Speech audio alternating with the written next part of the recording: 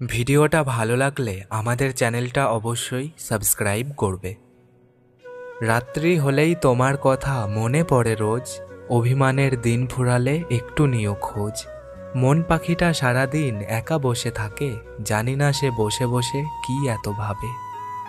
ভালোবাসার মানুষ অনেক আসবে যাবে, কিন্তু ভালো রাখার মানুষ কোথায় পাবে।